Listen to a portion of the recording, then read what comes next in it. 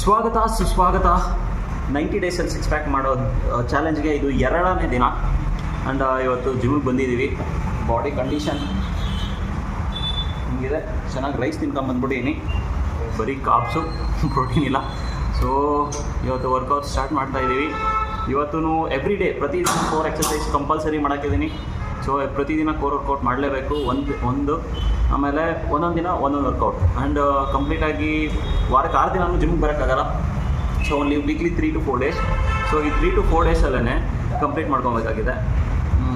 And let's start the workout.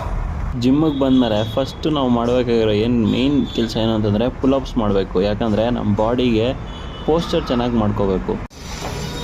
ಬೇರ್ ಫುಟಲ್ಲಿ treadmill ಈಗ start ಆಗಿದೆ. ಥ್ರೆಡ್ಮಿಲಲ್ಲಿ ಬೇರ್ ಫುಟಲ್ಲಿ ವಾಕ್ ಮಾಡೋದಂತೂ ಸಾಕತ್ತು ಕಷ್ಟ. ನನ್ನ ಶೂಸು ಬೆಂಗಳೂರಲ್ಲಿ ಮರ್ತ್ಬಿಟ್ಟು ಬಂದ್ಬಿಟ್ಟಿದ್ದೀನಿ. ಸೊ ತೊಗೊಂಬರೋವರೆಗೂ ಬೇರ್ ಫುಟಲ್ಲೇ ನಾನು ಇನ್ಮೇಲೆ ವಾಕಿಂಗ್ ಮಾಡಬೇಕು. And 10 minutes of treadmill walk ಆಗಿದ ತಕ್ಷಣ ಫುಲ್ ಸ್ವೆಟ್ಟು ಬಾಡಿ ಎಲ್ಲ ನಾನು. ಆ್ಯಂಡ್ ನೆಕ್ಸ್ಟ್ ವರ್ಕೌಟ್ ಬಂದ್ಬಿಟ್ಟು ಸ್ಕ್ವಾಟ್ಸು. ಇದು ನಮ್ಮ ಸ್ಟ್ರಾಂಗ್ ಲೆಗ್ಸ್ ಸ್ಟ್ರಾಂಗ್ ಆಗಿರೋದಕ್ಕೆ ಹೆಲ್ಪ್ ಮಾಡುತ್ತೆ.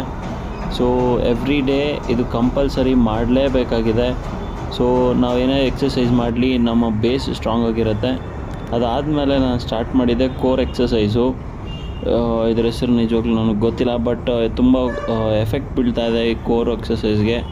ಇದು ಮಾಡೋದ್ರಿಂದ ಕೋರ್ ತುಂಬ ಸ್ಟ್ರಾಂಗ್ ಅನಿಸ್ತಾ ಇದೆ ನನಗೆ. ಸೊ ಇದನ್ನು 3 ಸೆಟ್ಸ್ ಕಂಪ್ಲೀಟ್ ಮಾಡಿದೆ ನಾನು. 12 into 3 ಕಂಪ್ಲೀಟ್ ಮಾಡಿದೆ. ಇದಾದಮೇಲೆ ನೆಕ್ಸ್ಟ್ ವರ್ಕೌಟ್ ಬಂದ್ಬಿಟ್ಟು ಲೆಗ್ ರೈಸಸ್. ಇದು ಅಷ್ಟೇ ಲೋಯರ್ ಆ್ಯಬ್ಸ್ಗೆ ತುಂಬ ಎಫೆಕ್ಟಿವ್ ಆಗಿದೆ. ಇದನ್ನು 12 into 3 ಕಂಪ್ಲೀಟ್ ಮಾಡಿದೆ ನಾನು. ಆ್ಯಂಡ್ ಮೌಂಟೇನ್ ಕ್ಲೈಂಬರ್ಸ್ ಇದನ್ನು 12 into 3 ಕಂಪ್ಲೀಟ್ ಮಾಡಿದೆ. ಅದಾದಮೇಲೆ